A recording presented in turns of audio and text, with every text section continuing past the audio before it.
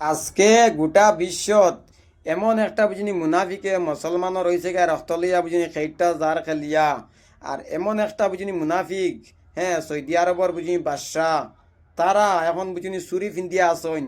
তোমরা নামদারি বুঝিনি মুসলমান কিন্তু ওইতে পারো, কিন্তু তোমরা নামে বুঝিনি মুনাফিক।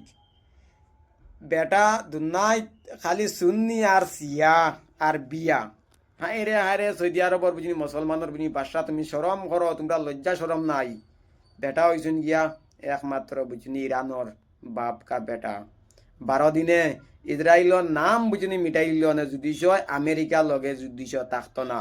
আমেরিকার আর একটা বুঝিনি মুনাফিক, হ্যাঁ, মুসলমানের দুশ্মন। আল্লাহ চার দেয় কিন্তু ছেড়ে দেয় না। যেতগু মুসলমানের মানে বিরুদ্ধে যেন বুঝিনি মাতরায়, আর হয়েছে গিয়া যতকে যেন বুঝিনি মুসলমানের উপরে যেন হয়েছে গিয়া জুলুম যেন বুঝিনি খড্ডায়। একদিন তোমরা অল্লাহ খান একদিন দিন আইব, ফত ফাইতায় না বুঝিনি বাগিবার। আমরা ইন্ডিয়া তো কিছু বুঝিনি মুনাফিক হল আসইন। আমার নিচে একটা video, all my friend India মুটি সখাল, এই মুনাফিকে খর। এখন তোর বাপে বুট খেনে দিল না।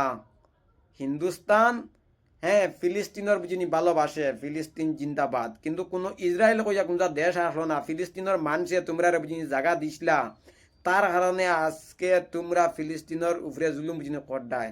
ইলাখান একদিন দিন আইব, ফিলিস্তিনের মানছে ইসরায়েল তোমরা লাত্তইয়া বুঝিনি খাদাইবা।